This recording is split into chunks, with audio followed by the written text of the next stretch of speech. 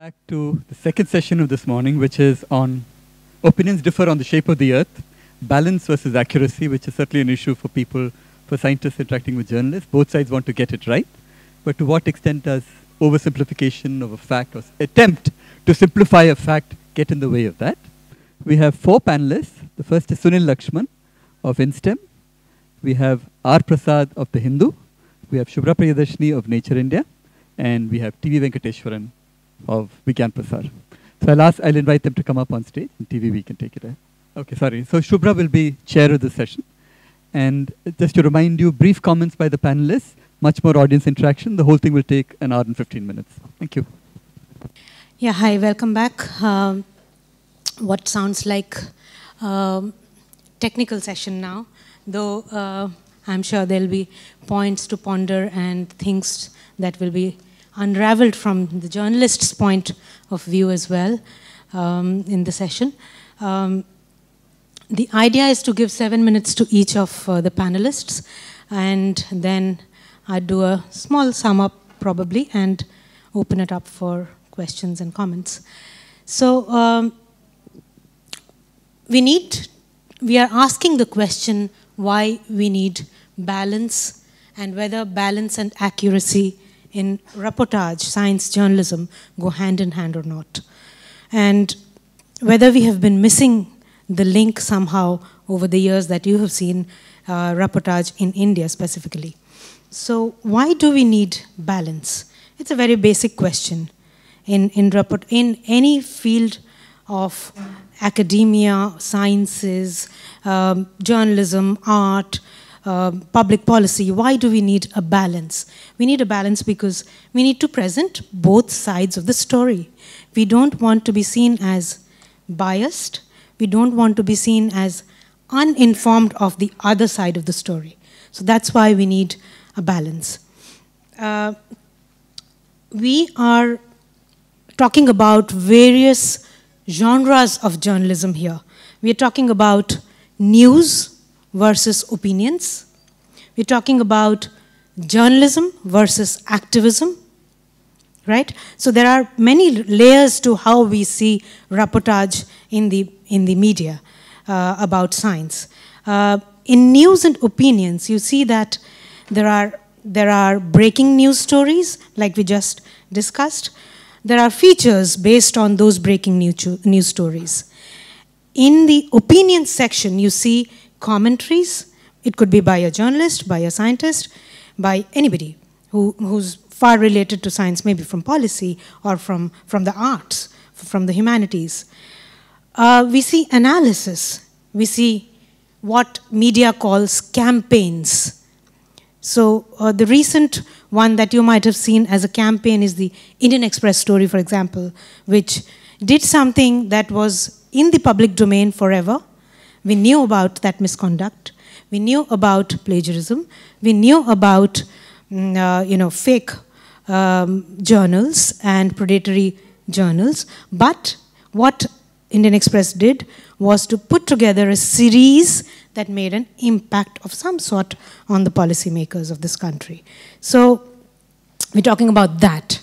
So there's these kinds of journalism that you come across. And then there is journalism that is activism, which means there is a mandate to be followed by the news organization or by the organization which is doing that story over a period of time or analytically. So by that, what do I mean? I mean that when you see journalism going into activism, to bring something to book, to look inside, to hold a mirror to the issue at hand, that becomes then activism. And so, in many ways, accuracy and balance might suffer in some of these genres. Activism, accuracy and balance might suffer.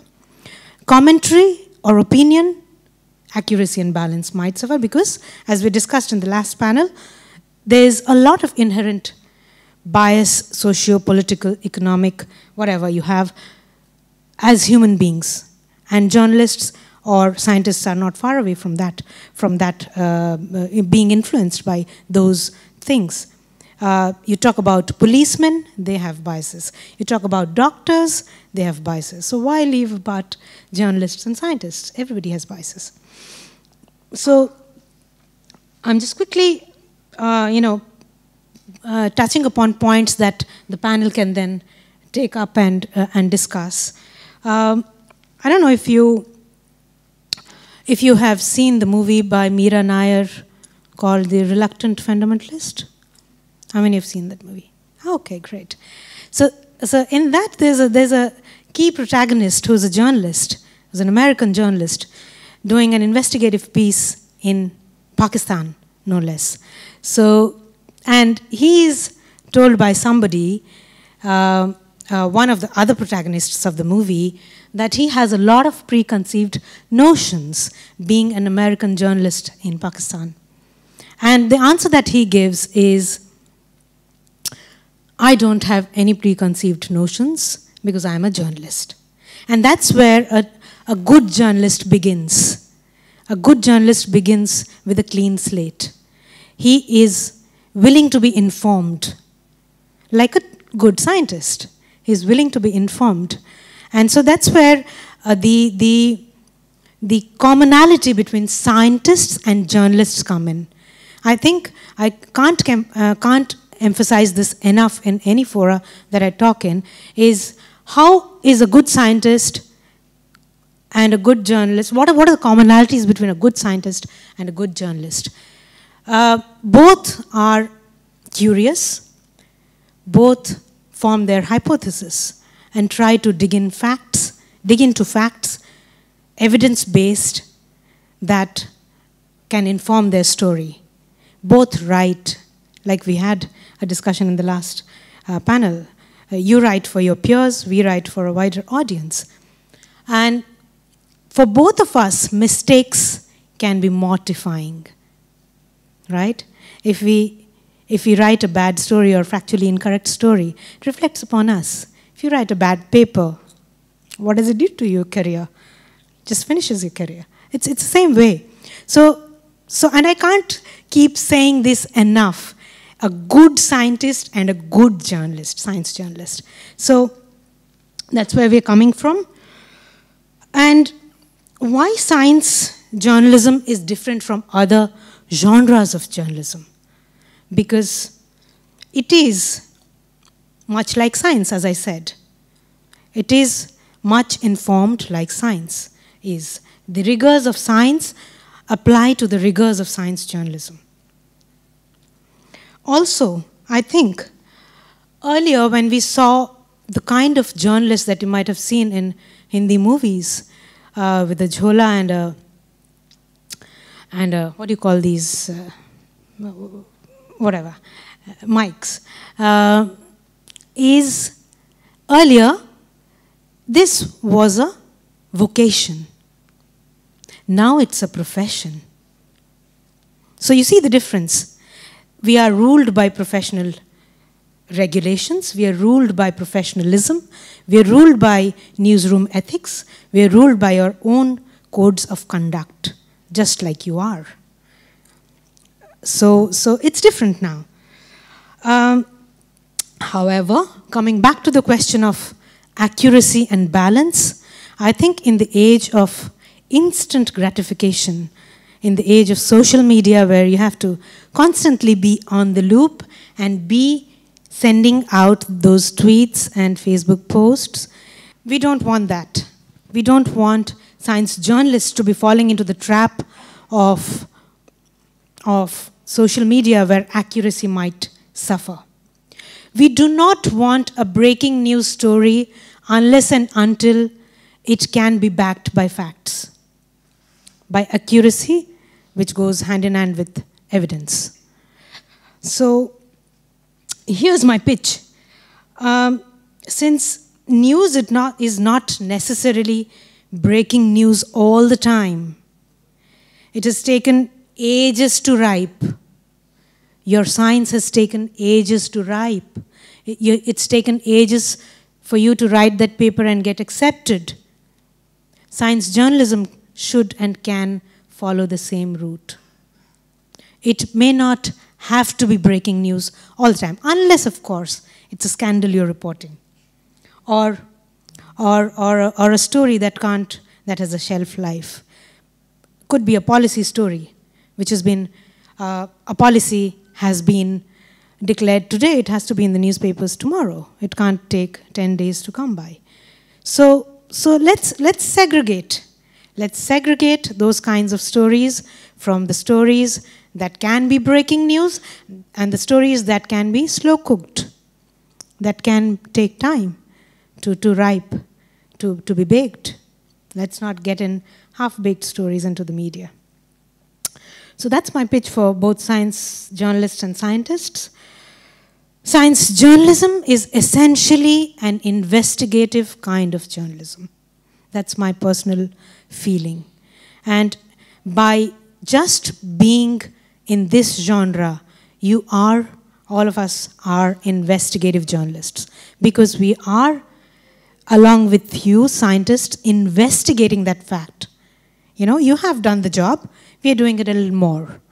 Maybe we have time constraints, but we're still doing a little more to add value to that story, to add that dimension of even more accuracy and balance that needs from a social perspective. I think that's where I'll stop. I'll also take upon a small bit on diversity and inclusion in science, the inclusion of gender in our reportage. You know, if I were to make a panel, and most of our panels are all male, I come back to my pet peeve here. If I were to make a panel of this sort, I would have a 50-50 balance. Try to have a 50-50 balance of gender. And really? Okay. Thank you. I take that as a compliment. But yeah, I think it's very, very important, and we are seeing stories like Wikipedia being updated with female researchers. Have you seen that story? It's an extremely empowering story. So I'll just include in accuracy and balance, the balance of diversity and inclusion of people from all kinds of streams, all kinds of orientations, all kinds of backgrounds coming into our reportage. I think I'll end there and then pass on the mic to Sunil. So I'm going to make a slightly different point. It's actually on the topic. And I'm just going to point out that balance and accuracy, both those words have slightly different connotations and meaning to a journalist and to a scientist. So 2 points I'll make on balance and accuracy itself from a journalism perspective and from a scientist perspective, and then this idea of false balance in journalism. So if you look at, then I'm going to make an argument based on the history of both these fields as we know it today. So if you look at journalism till about the mid-1600s, there's no such thing as journalism. You just had simple one-way propaganda pieces based on whoever was ruling the country, right? And you had ways of distributing this news, either political or military or economic. That was it. And journalism as a field really grew with the Industrial Revolution and what happened after that, with economies booming and different people having money and resources. But it remains the case that throughout history, there have been two incentives for journalism. One is shaping opinion, and the second is profit. I can't put it in any other way. So these are the two strongest narratives for journalism throughout history. So all newspapers, I mean, the first newspaper as we know it was the Gazette de France, which was published by the physician of the King of France with the patronage of the King of France to mass distribute, right? So it had very, very clear implications on what you could or could not say. Of course, a lot has changed since then. But since then till today, all major newspapers, media outlets, and so on have a very clear political slant, regardless of where you stand, and implicitly try to influence public opinion. Now, the degree to which they do so overtly might vary, but this is implicit in there. And the second component is that of profit. So, you know, 50 years ago, or during the Second World War, they would talk about Northcliffe, who started the Daily Mail in England, that he could destroy, I'm quoting, he could destroy when he used this news properly. He aspired to power instead of influence. So that was what, 70 years ago? You can replace Northcliffe with Rupert Murdoch. You don't change too much. Yeah? Now, this idea of balance in journalism is actually relatively new. And this is an explicit attempt to appear non-partisan.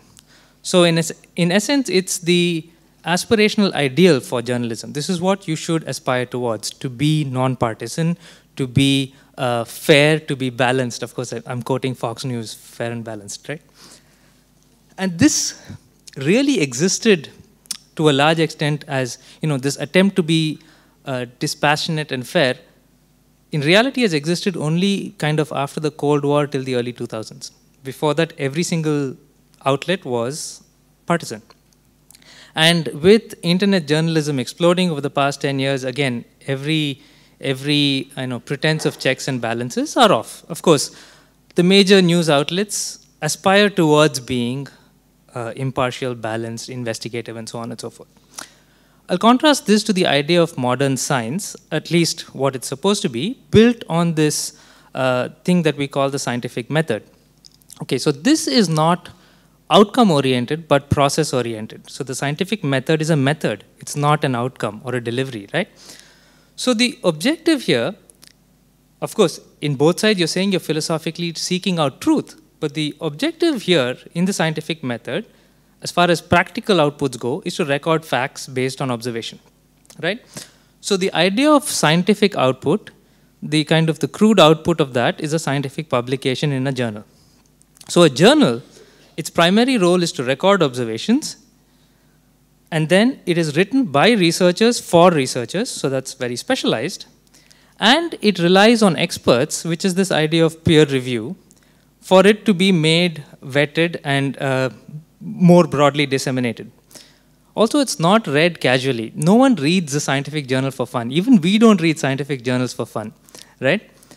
But what that means is that regardless of political slant or opinion or bias, you have common watering holes to go to. So if you're a physicist, you'll publish in PRL and you'll read PRL. If you're a biochemist, you'll publish in the Journal of Biological Chemistry. This doesn't matter. It doesn't matter if you're a capitalist, a socialist, anything of that sort. Everyone goes there. In contrast, in journalism, you go to sources that you trust based on whatever your worldviews are. So you'll read The Hindu or the Times of India or Fox News or Huffington Post. It doesn't matter, but that comes from your own implicit biases. You don't have that in science. You have this common ground. Okay? So if you think of journals, so the modern scientific journal, I think the oldest one around now, is the Philosophical Transactions of the Royal Society. It was in 1665 or something like that. If you read the charter of the Philosophical Transactions, I went back and read it, the original written charter is to register findings. So that's number one and most important. The second is certification, which means whatever your finding is has to be read by a panel of experts. This is your modern idea of peer review. Only the third one is dissemination, and in their own definition, dissemination means going to the scientists or people who work in this area. It's not mass distribution of knowledge.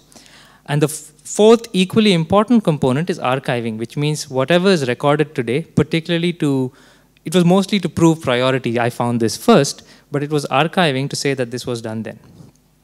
So historically, there are actually opposing narratives for journalism and for science, right?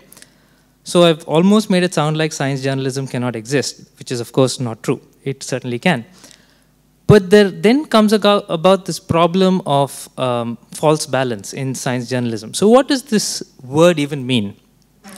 So because of journalism's aspirational ideal to be fair, impartial, unbiased, and so on, it has this imperative to provide a counter view or a balancing view to everything, right? So this is a platform for a person who has a view that doesn't match with somebody else's view on a particular topic. That's a counter view. And this comes from this journalism's desire to be impartial, which is a major driving force in journalism. But if all views are equal, all views are worthless, right? So this idea of false balance then requires an active effort on the part of the journalist to counter, which means you have to insist on expertise, recognize where the burden of proof is. So the burden of proof is not equal on all sides, and stay focused on the point at issue.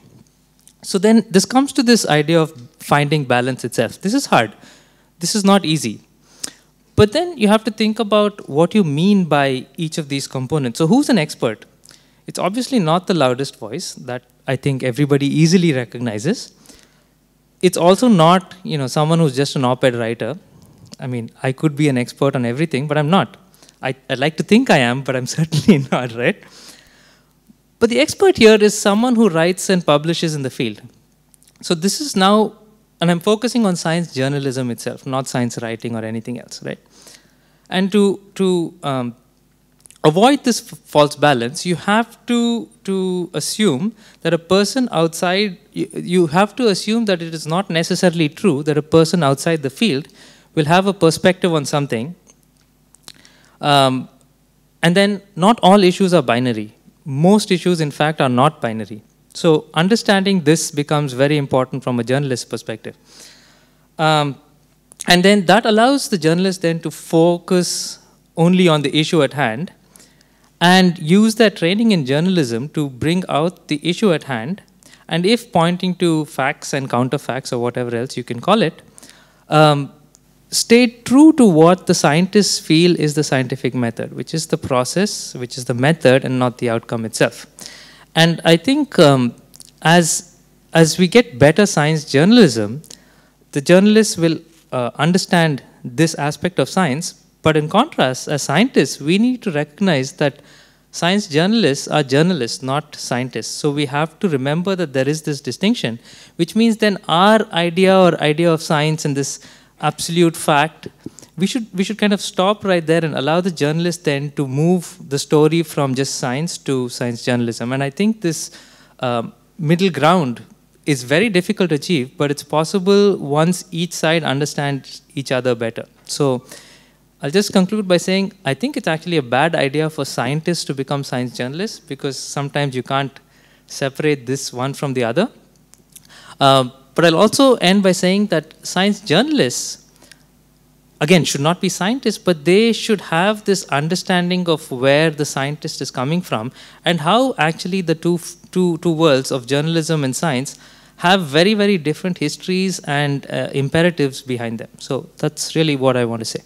I chose to talk, this is Prasad from the Hindu. I chose to speak on preprints, particularly after this recent episode of IAC superconductivity study that was published, that was posted on Arvik's repository, and the drama that followed, both within the scientific circle and in the social media. When I wrote the first piece based on the IAC finding, there was not one scientist who questioned me the need for writing based on a preprint. But once Skinner from MIT unpeeled the onion and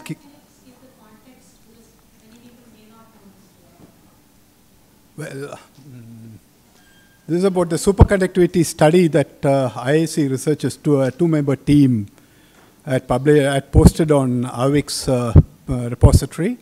They had observed superconductivity in a matrix of silver nanoparticles deposited on gold matrix. And silver and gold per se do not exhibit superconductivity, but as a combination, this team found that material exhibited superconductivity at ambient temperature and pressure. And that means a lot. Though it is minus 37, but minus 37 is ambient temperature in Arctic. So it's wrong to think that minus 37 is very cold compared to Indian climate. So it was based on this that I had posted that piece, and which got published in the Hindu. A shorter version was carried in the Hindu, and a longer piece was carried in my blog. And Skinner from MIT had zoomed one particular figure 3, and found there was so much noise. Noise per se has to be random in two experiments, two complete experiments. But here you found the noise was almost identical, though the experiments were different. And that triggered suspicion. And he posted his comment on ARWIX, but then he didn't stop there. He went beyond. And this is where the entire problem arises. He went on Twitter, and in a thread of 38 to 40 tweets, he explained what the problem was. And there was so much back and forth tweets and replies and other things that went on. So the second piece that I wrote was based on this exposure by Skinner. And the reason for that was, and following that, what I faced was a barrage of criticism from many people who were silent when I posted the first piece, came out saying, why the hell did I write about this in the first place? When it was still in a preprint stage, and it was yet to be peer-reviewed and published in a journal. So a couple of days back, I posted a long piece, nearly 2,500 word piece on a blog explaining this. And I thought it would be pertinent to discuss this because just like what open access was 10 years back, preprint is today. And all reputed journals, including Nature, had vociferously opposed open access. And today you do find Nature and other journals have journals which are open access. Because it's a fact that open access has gathered steam, and there's more visibility, there's more citations, so many things. So they have joined the bandwagon, and you do have a few journals which are open access. And I see preprint in the same milieu right now. There's so much opposition right now, but 10 years later, that will be a major source. So should science journalists at all, or should they refrain from reporting anything that is posted on preprint repositories?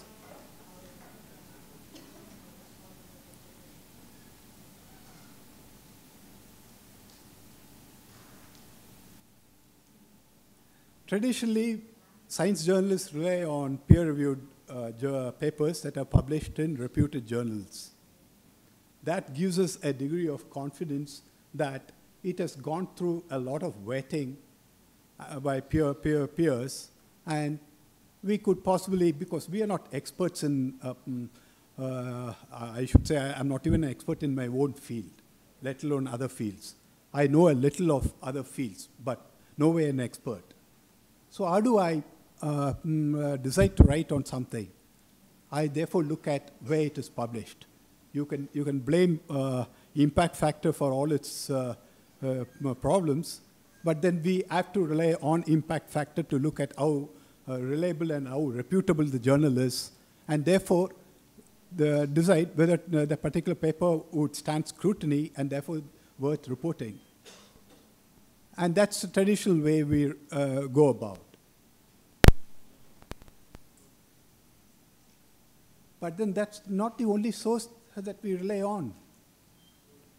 Much like a peer-reviewed journal paper, we also look at, or we do attend scientific conferences, and yes, it is sometimes painful, especially when you're becoming over 40 and 50, because by the end of the day you feel sleepy. But there are instances where we do find some interesting results being presented, and these results have not reached a stage where it could be published in a journal. But these are interesting nevertheless. This could be just one slide could make a good story. If you dig further, speak to the person who had presented and speak to other people, that would make a very interesting article. And I've done that myself, and many science journalists have done it. And we have not gone wrong. So peer-reviewed journal is not the only source. And scientific conferences, papers presented at scientific conferences have not gone through peer reviewing. And if, as science journalists, if you are allowed to do this, my question therefore is, should preprints be out of bounds for science journalists? This is yet another source we see it as. We look at social media for news.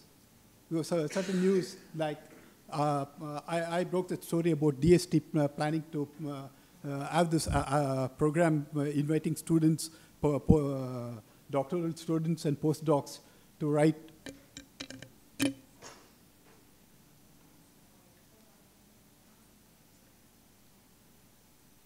Yeah, okay. Sorry.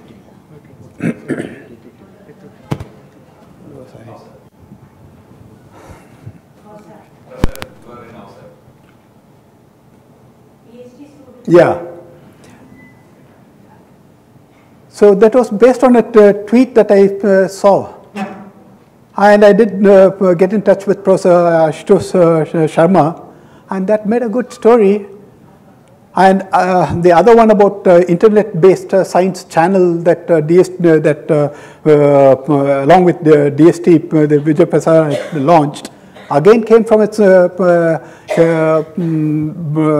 tweet that I saw. So we look at many sources, and we do speak to people in charge and get the quotes, and we get get our facts right before we write. So therefore, why should preprints be out of bounds? Provided, and especially when we do it responsibly, since the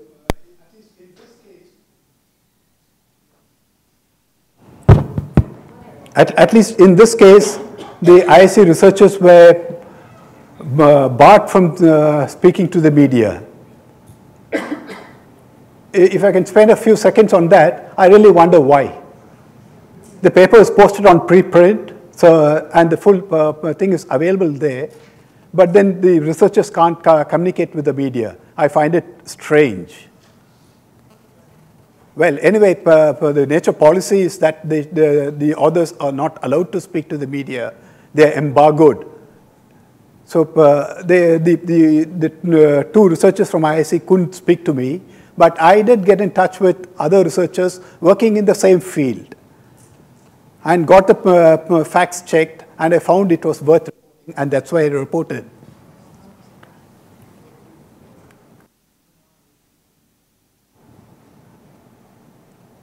This is a big peer reviewing does help.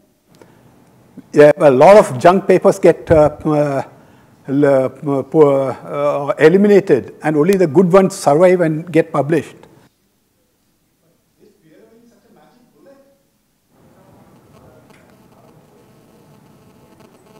There are many instances to prove that it's far from perfect.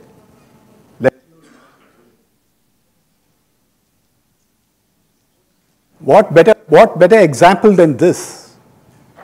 And Wakefield in 1998 had published an association, not even a causation, an association between MMR vaccination and autism. And later, investigation revealed that it was a big fraud because he was doing it on behalf of people or lawyers who were filing cases, and it was not a study at all. But then it has done so much of damage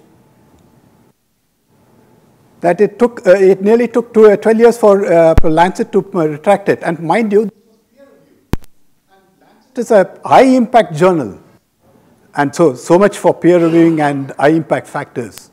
Well, So what happened? There was this sharp fall in vaccination, MMR vaccination, and there were several outbreaks of measles in the UK, and you see it happening in the US even right now. And though his paper was retracted 12 years back, that is 2012, he still continues to wield power for all wrong reasons. There was a movie or a documentary being made right now, and the current president of the United States, who is also anti-vaccination, is against vaccination, has had long discussions with him.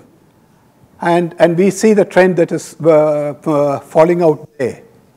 So his one paper gave him so much of visibility and so much of boost to those people opposed to vaccination.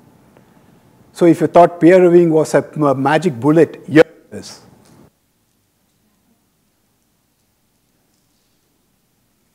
And then this was an opinion piece published in BMJ, and very quite recently, last year, where they said that anybody, patients who are not in hospitals, if you're on antibiotics, you could stop taking antibiotics the moment you feel fine. And there's a most dangerous kind of an opinion that could ever get published, and that too as an opinion piece, and that too in a journal, and that too in a peer-reviewed paper, and that too in a high-impact journal. Yes, WHO's advice is not complete. I'm not getting into details because I'm not getting into details. At CDC has a little more antibiotics exactly as prescribed. The repercussions are so many because we know the second day of antibiotics, people tend to feel fine. But then there are still bacteria out there, and not completing the course can cause other problems. Not drug resistance as WHO claims, but there are other problems. And of results. Well, papers published in peer-reviewed journals may be perfect. So perfect that even a well-manipulated, a fraud done to completion can make it look very good. But the test, it should be able to stand the test of time. And one of the tests is reproducibility. Unfortunately, what the survey by Nature has shown is that they did a survey of 1,500 odd scientists, and what they found was two-thirds of them said that they were not able to reproduce. Worse, the other one shows the same group which came out with the study and got it published was not able to reproduce, let alone other groups across other parts, in other institutions across the world. So if you're not able to reproduce, of what use is a paper?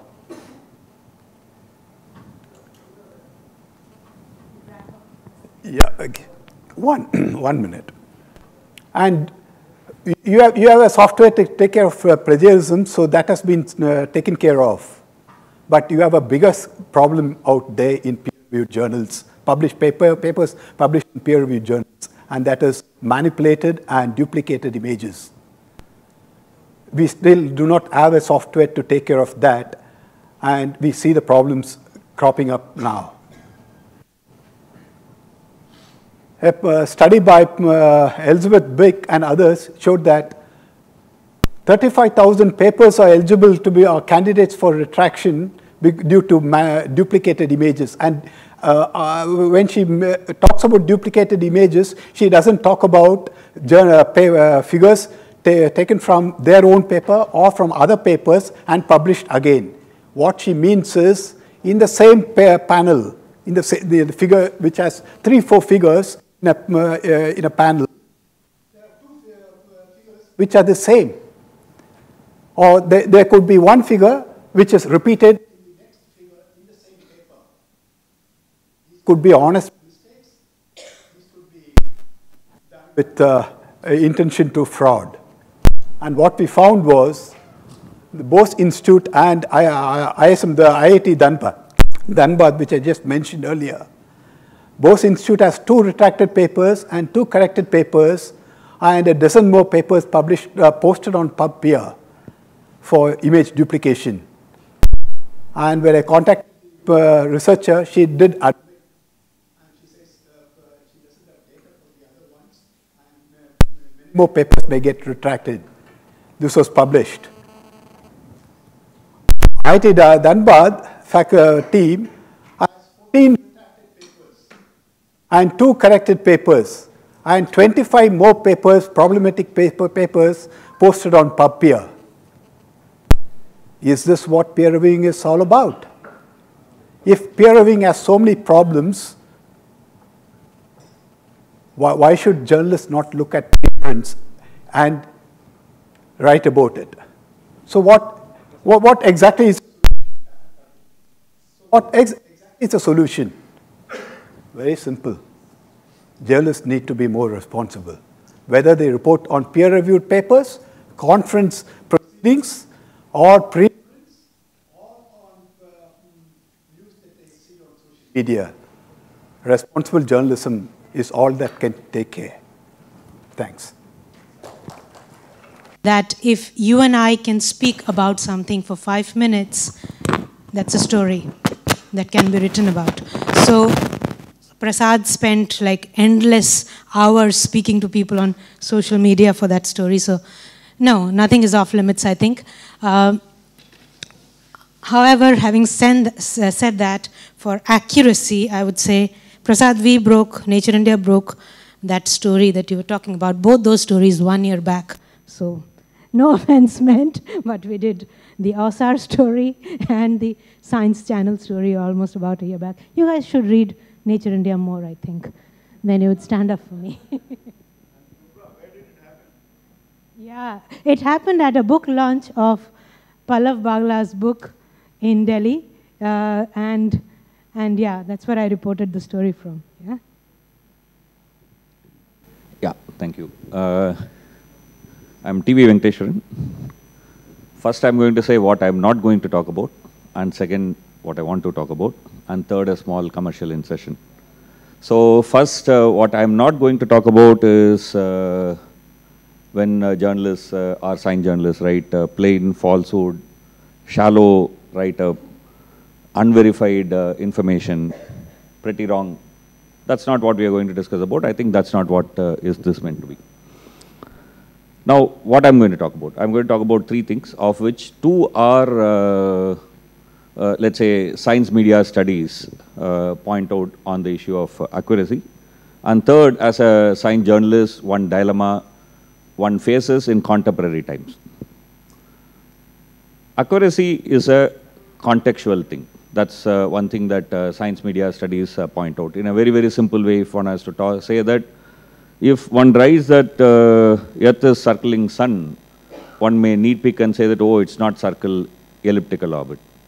Maybe if you want to be slightly more nitpicking, you can say that, oh, they are not, I mean, Earth is not circling sun, but both of them are going around the common center of gravity. I mean, so you can endlessly talk in that sense. If you're going to write a school textbook for 3rd standard or 4th standard, then you might write it in one particular way, and then, yeah, so it's a context that we know. The second is, accuracy is also a political tool, which I think we need to also see. How is it a political tool? I mean, I can use a rhetoric of accuracy to dumb you down. I can say that I know more accurate stuff so that you don't speak about it. So I can use knowledge as a power.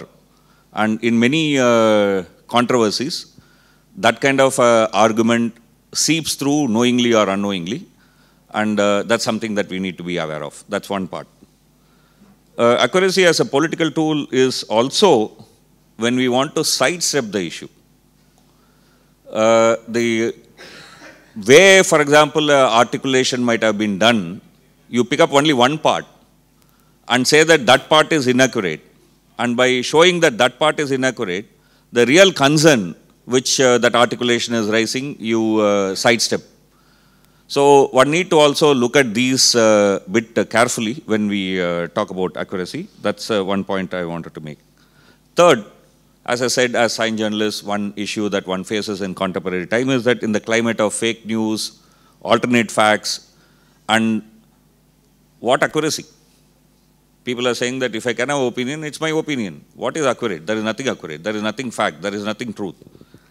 In this climate of fake news and alternate facts, when there are certain issues that come up, do as a responsible journalist, do we write about it or self-censor? Is, I think, a dilemma that a responsible science journalist will face.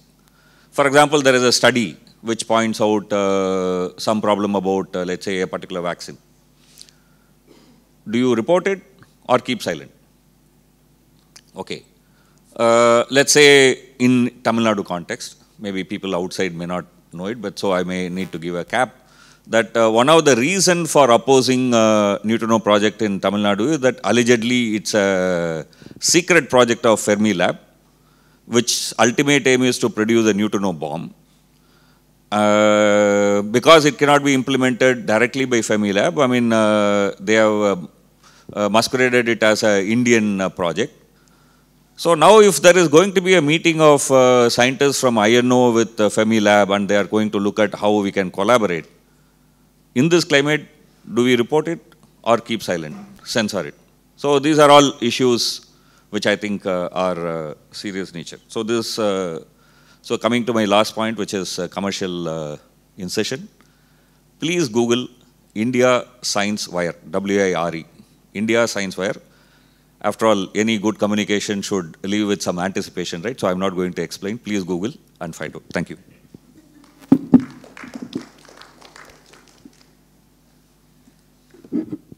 Okay, I think that's fairly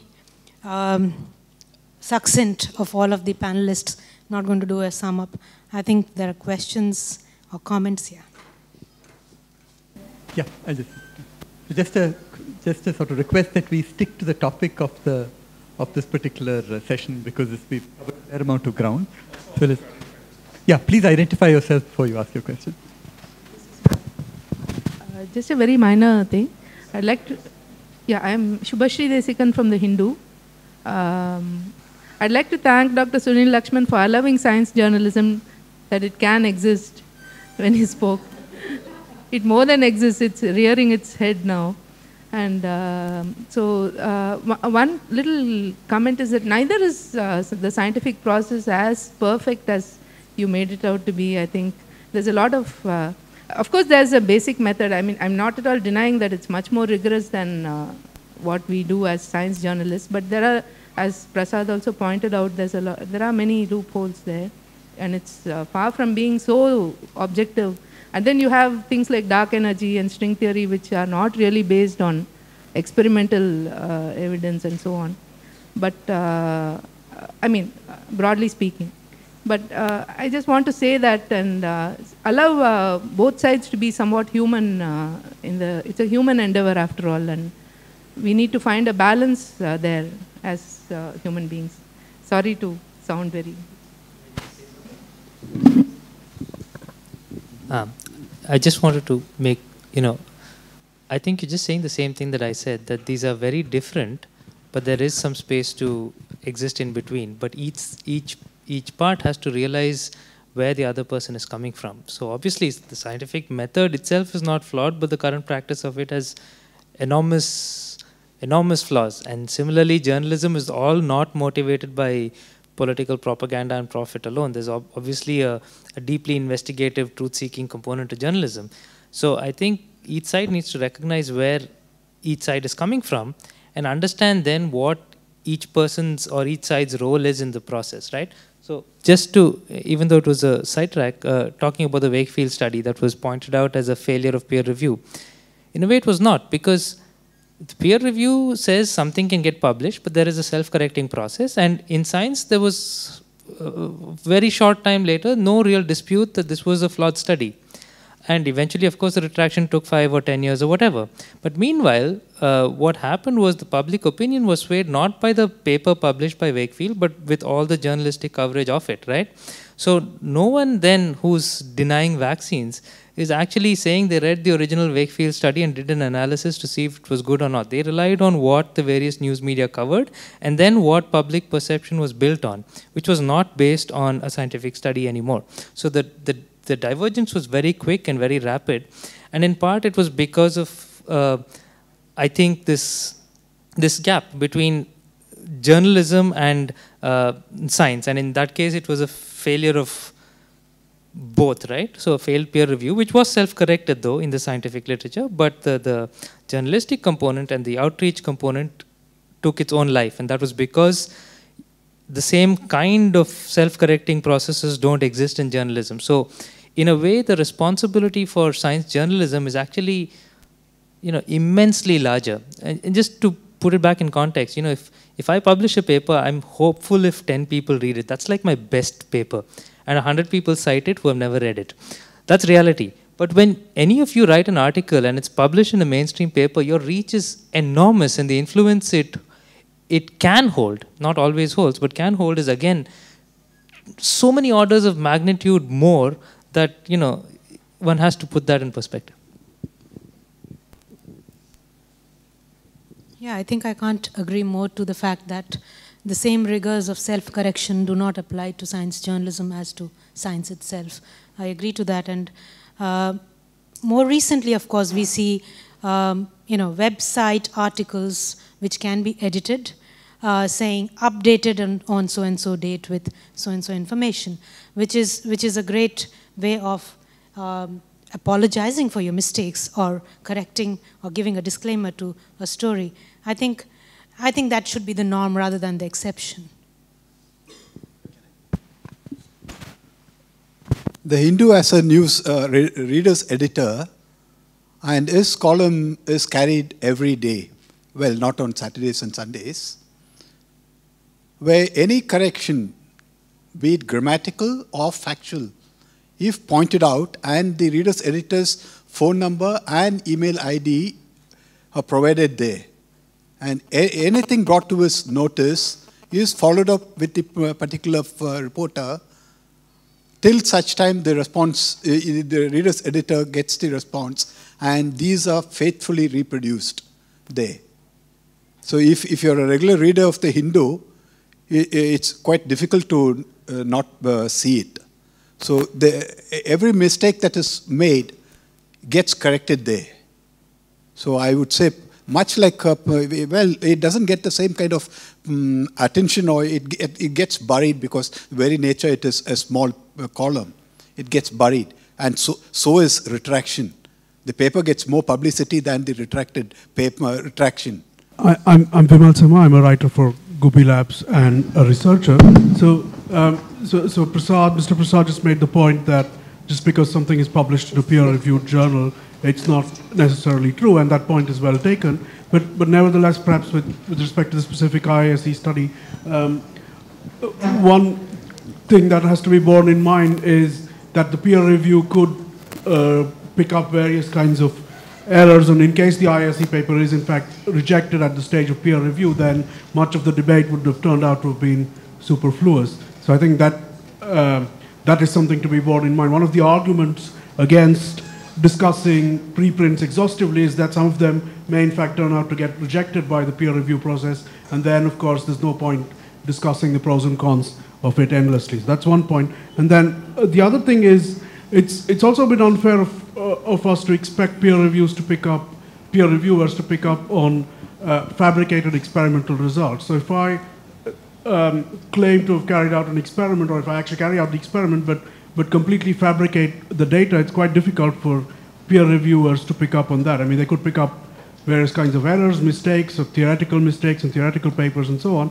But if you make up experimental results whole cloth, then it's rather difficult for peer reviewers to pick up on it without repeating the experiment. So I would say the next steps with respect to this IISc study would be, so the first step would be to see if it passes peer review, and then we can resume debate on that at that stage. And then if someone repeats the experiment and finds, either confirms the result or finds some other result, then we can sort of pick up the debate again from there. And until either of those things happen, it's a bit premature to debate it, especially like to make reference to some oblique suggestions in some sections of the press that, not direct accusations, but oblique suggestions that the data may have been fabricated and things like that, which may or may not be true, but there's simply not sufficient evidence at this moment to say either way.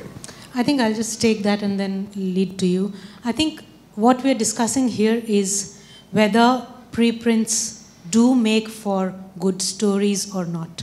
We're not talking about the accuracy or the acceptance of the paper in the first place. So as will be discussed further when we break for tea or whatever with Prasad, you can take it on. But what we are sort of asking here is, number one, here is a story in India's it's condensed matter physics, where there are physicists who have turned sleuths overnight. There is this Professor Moriarty-style guy who's suddenly woken up somewhere. Does it not interest you? I mean, and he's sending emails to all of these characters in this plot saying, well, please don't say bad things about the paper, or some such, right? So this is a drama. This is a story that's going beyond whether it's a peer-reviewed paper, whether it's a paper on preprint, etc. There's a drama to it. And that's the drama that's unfolding. Without being judgmental of the science, can we report that story? That's the question. That's what you and I are talking about in my lab. You are a condensed matter physicist. The only thing that you've talked about all day today is this paper from IISc, right? Does it make for a story or not? That's the question we're asking. To answer your question, yes, relying on preprints could backfire because it won't stand the test of time, especially peer reviewing. But so is a peer-reviewed paper. There are papers which get retracted. So does it mean that we shouldn't write about published papers? I'm not suggesting that it shouldn't be written about. I'm just saying that a lot of the back and forth debate, multiple articles coming out about it, may turn out to be superfluous. Sure, and that is why we don't rely on, much like conference proceedings, we don't rely on preprints for all our articles. It is just one of the sources, and in the Hindu itself, if you have seen for over the last, say, 5 years, 10 years, you could count on one finger, or one hand, the number of articles that have been written based on preprints. Yeah. It's only when the news is really stunning or outstanding for whatever reason that we look into it. So, on this point, I just want to point out that if you go and look at, for example, Eureka Alert, which is one such science news input, they do now and then put preprint as also one of their output. I mean, the universities do give it to them and then they put it out. So I don't think one can say that one should never use a preprint as he says, of course, responsible journalism. Now, in terms of what we are currently discussing, I agree with you about reporting on preprints, and I agree with you on the conclusion that you showed, which is responsible journalism. And my thinking about why it is a good idea was articulated very well by Shubhra Priyadarshini, so I won't repeat it. That's how I would see it, that here is a science story. Now, the only matter of, but the logic that you used, I find very troublesome. You know, the reason I would the logic by which I would justify reporting on preprints is not the fallibility of the peer review system. That's a lead standard. Okay, you're sort of saying I can report on this unreliable source A because other people report on unreliable source B. If that is the logic, then we should be concerned both about reporting on peer-reviewed articles and preprints. I would rather go with the logic that was offered, which is this is something that's happening. There are people who are engaged in the process of science. There is news out there. And it's worth reporting. It's interesting to report. But then you do have to be very clear about what is it that you're reporting. Are you reporting facts? Are you reporting foregone conclusions? In other words, as they say, not everything that you read in papers is true, right? This is a warning that's given to you. You have to be giving that warning. So you have to say what you're reporting. But I wouldn't use the logic that peer review system is faulty. Can I answer that question? The reason why I started with peer reviewing is because of the criticism that I received, which is what I mentioned even before discussing that. So that was the reason why.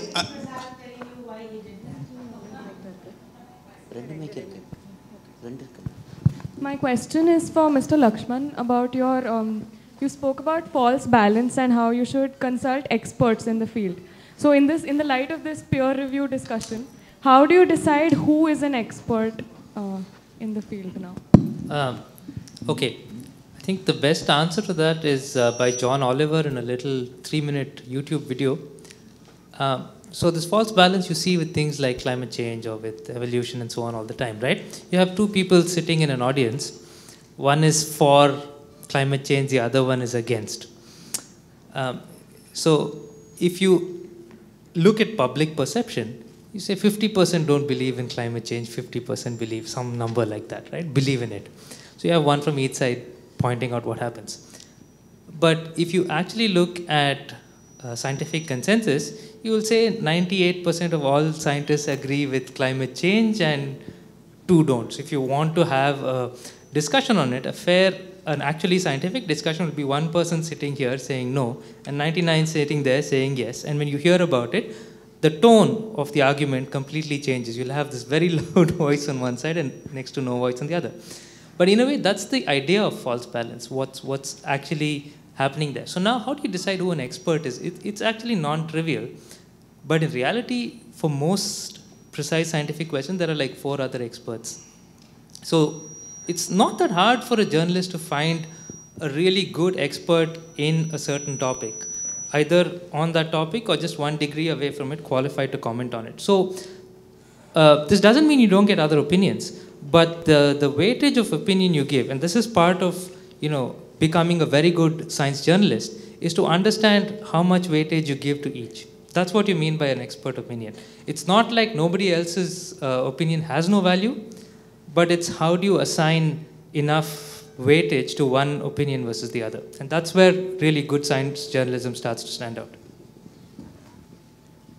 Yeah. I just want to take up a thing which has not been, I'm Krishna Swami.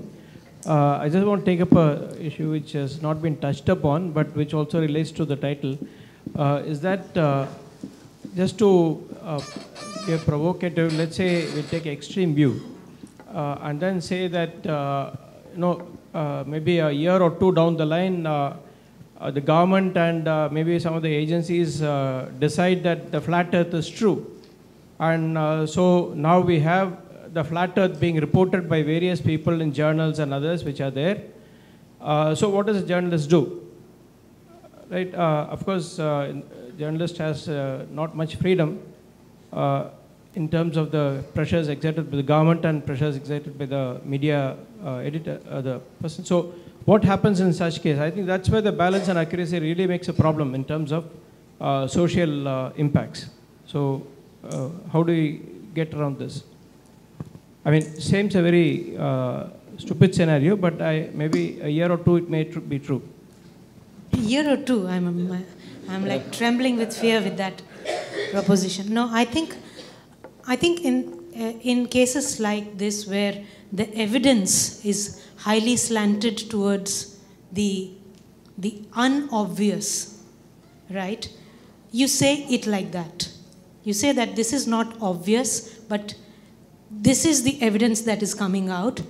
This is the perceived evidence, and this is what has been the traditional knowledge about it, traditional notion about it, backed by evidence. And so you sort of create the balance in your reportage where you're saying, see, somebody is saying the earth is flat, but what is the evidence that is attached to it? And what has been the evidence that we have seen till today? And, you know, most times what we try to do is let the reader or the audience decide what is right. Yeah, that is what in many cases would be construed as false balance. And so I think I dread to think if a case like that happens in 1 or 2 years and we have to report about it. But I think this preprint story also in some way resonates what you're saying. You know, we haven't got the evidence yet, but we are still reporting about it in a manner that is factual, in a manner that is not tilted towards one end. We have our balances and checks right there. If I can add to it, if a particular paper is suggesting something which is completely in opposition to the popular scientific understanding, as science journalists, we take extreme precaution to get it checked and cross-checked. Yeah, I just wanted to raise, I'm Sunil Mukhi from IISER Pune. I just wanted to raise one more question about false balance, which has been discussed many times. See, there's one practical issue which I have not seen addressed. As you said rightly, 98% of scientists may believe that climate change is true and 2% may believe it's not. But say in the US, 45% of people believe whatever the president believes and the president believes it's not true. So in the US discourse, the proportion is not 98 versus 2, it's 45 versus 55 literally. So question is, what can and scientists are often apt to say, well, we are right because we are scientists and science is always right. But I think journalists have a more nuanced understanding that what is the public taking away? Scientists obviously will claim they are right. Astrologers also claim they are right. And Trump also claims he's right. Now you have claims. So what does a journalist do to communicate that there's not equal merit in everybody's claim? How do you actually do it? How do you actually do it reaching people? I think you answered your question yourself. You brought in all the nuances. But it's not working, right? I mean, we have the most technologically advanced country in the world, and 45% of people don't believe in climate change. So something is failing very, very badly. Would you agree that be it climate change, be it opposition to vaccination, anything, or be it opposition to evolution, these originate not from the science point of view, but from some other ideological absolutely thing. And such ideological thinking, because of ideological leanings, cannot be changed by any number of articles that you write. But actually, these ideological leanings are being marketed by some kind of journalists, irresponsible journalists, right? I mean, that's a fact. They do have leanings, so... Yeah. But I'm just saying, how do you counter it effectively? That's my question. But that just brings back to the point I made. The history of journalism very clearly shows the constraints under which journalism has worked, which is basically swaying public opinion and profit. And journalism has to recognize this from within itself. And only then you can have effective science journalism, which is really a different kettle of fish. So it comes back to that. And the importance of journalism is that a scientific paper really doesn't sway public opinion at all, or public policy. But a lot of policy really is swayed by opinion that is shaped by journalism. So even in an Indian context, you talk about, say, BT brinjal or one of those kind of things. Public opinion shaped by media discourse has played an enormous role in kind of tuning what happens, right? As opposed to the science itself. So that's just an important point that we keep coming back to. To just add to your point, it is only because of this misconception or the fear that came about regarding GM crops, that the Royal Society, in a proactive way, held public discussions and educated people there, and finally got a referendum on their own survey about nanotechnology. It is to prevent nanotechnology from going the same way as genetically modified organisms, that they did it proactively. And that is what is required when be it a project or be it a big field, which could turn out to be contentious when you're taking up such things. The need is to be proactive. And what we find is, be it Kudangulam, be it INO, be it any other contentious one, scientists only react, and react very, very slowly. And by then, the public opinion has set in. And then it becomes, even if scientists were to explain in detail, it has little effect, because people have formed opinions. Whether correct opinions or incorrect, they have already formed opinions by then. So the need is for scientists to be more proactive. I think on this issue, one need to also look at certain other experience, which may be useful in this whole discussion, is looking at, for example, France and public opinion on nuclear power. Why is it completely different from elsewhere? Even now, I mean, a few years ago, there was a public opinion survey, vast majority, I mean, it's not just 45%, 55%, 60%, close to more than 80% or so are in support of nuclear power. Whereas in almost nowhere in the world, I mean, you will say that you will have that kind of overwhelming support. Why? I think that's a kind of question that we need to ask. How come a particular institution over there is able to win the trust of people?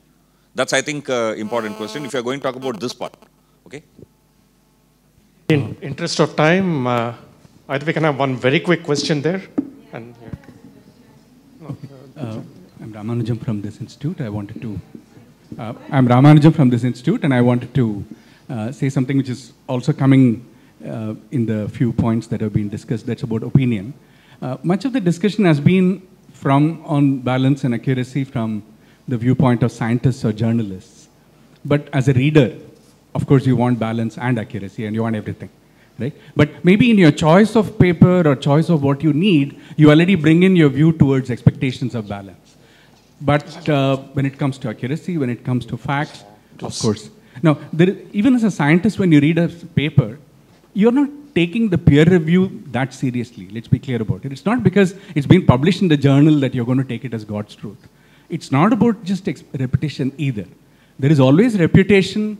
There is always certain background, certain context in which you interpret the result or whatever that you are reading.